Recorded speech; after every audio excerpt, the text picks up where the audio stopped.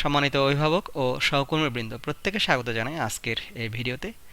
আমরা যারা শিক্ষকতা পেশায় আছি অথবা শিক্ষকতা পেশার বাইরেও যারা অবস্থান করছি, তারা কম বেশি জানি যে কোনো ভাষা শিক্ষার ক্ষেত্রে ভাষার যে প্রধান 4টি দক্ষতা সেটি হলো শুনে বুঝতে পারা, বুঝে বলতে পারা এবং পড়ে বুঝতে পারা, আবার যে বিষয়গুলো সে উপলব্ধি করতে পারলো বা যে বিষয়গুলো সে বুঝলো সে বিষয়টিকে লিখতে পারা, লিখে প্রকাশ করতে পারা। এই যে যে দক্ষতাগুলো সেটি ধারাবাহিকভাবে এটি প্রাক প্রাথমিক শ্রেণী থেকে শুরু করে পঞ্চম শ্রেণী এবং আস্তে আস্তে ক্রমান্বয়ে সেটিকে সামনে এগিয়ে নিয়ে যাওয়া। আজকে স্বাধীনতার 50 বছর পেরিয়ে আমরা যখন এই বিষয়গুলো ভাবছি, সারা বিশ্বব্যাপী কিন্তু এই যে যোগ্যতা ভিত্তিক শিক্ষা এবং সেই যোগ্যতা ভিত্তিক শিক্ষা অর্জনের সাথে সাথে শিক্ষার্থীরা যেন সেই যোগ্যতাকে প্রয়োগ করতে পারে সেই বিষয়টিকে গুরুত্ব দেওয়া হয়েছে।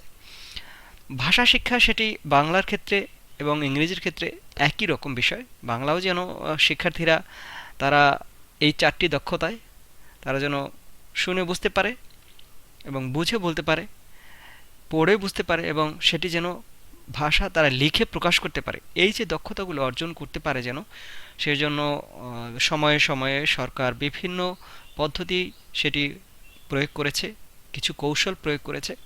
তো ইংরেজি আমরা দীর্ঘদিন ধরেই আমরা ইংরেজির ক্ষেত্রে প্রধানত পড়া এবং লেখার উপরে বিশেষ গুরুত্ব দিয়েছি। এটি আসলে আমাদের ইংরেজি ভাষা হিসেবে শেখার যে বিষয়টি সেটি না শিখে আমরা বারবারই এটিকে একটি বিষয় যে এটি পড়ে আমাকে লিখে পাশ করতে হবে, এই বিষয়টির জায়গায় চলে এসেছে। কিন্তু ইংরেজি ভাষা শিক্ষার যে উদ্দেশ্য বা বাংলা ভাষা শেখার যে উদ্দেশ্য সেটি কিন্তু বারবার ব্যাহত হয়েছে। তো খুব নিকট ভবিষ্যতেই শিক্ষার্থীদের যে মূল্যায়ন পদ্ধতি সেটিতে একটি পরিবর্তন আসছে বলে আমি মনে করছি এবং ভাষা শিক্ষার যে উদ্দেশ্য সেই উদ্দেশ্যটাকে সফল করার জন্য এই ভাষা শিক্ষার যে প্রধান যে মানদণ্ড, এই প্রত্যেকটি মানদণ্ডে শিক্ষার্থীরা শিখবে এবং সেই শিক্ষার্থীরা তারা কি শিখলো সেটি তারা কমিউনিকেটিভ ওয়েতে তারা ব্যবহার করতে পারছে কিনা বা যোগাযোগের মাধ্যম হিসেবে এটি ব্যবহার করতে পারছে কিনা, নাকি শুধু নম্বর পেয়ে যাচ্ছে, সেই বিষয়টি সরকার বিবেচনায় নিয়ে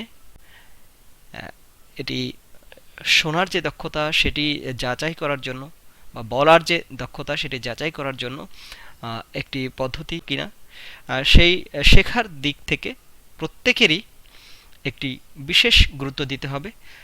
শিক্ষার্থীরা তারা শুনে সেই বিষয়টি বুঝতে পারলো কিনা, বুঝে সেটি বলতে পারলো কিনা, একই সাথে শিক্ষার্থীরা পড়ে কোনো একটি বিষয় উপলব্ধি করতে পারলো কিনা এবং তারা সেটি লেখার মাধ্যমে প্রকাশ করতে পারে কিনা। এই যে যে ধারাবাহিক যে দক্ষতাগুলো সেই ধারাবাহিক দক্ষতার অংশ হিসেবে এটি বাংলা এবং ইংরেজিতে উভয়ভাবেই এই দক্ষতাটা কিন্তু থাকা দরকার।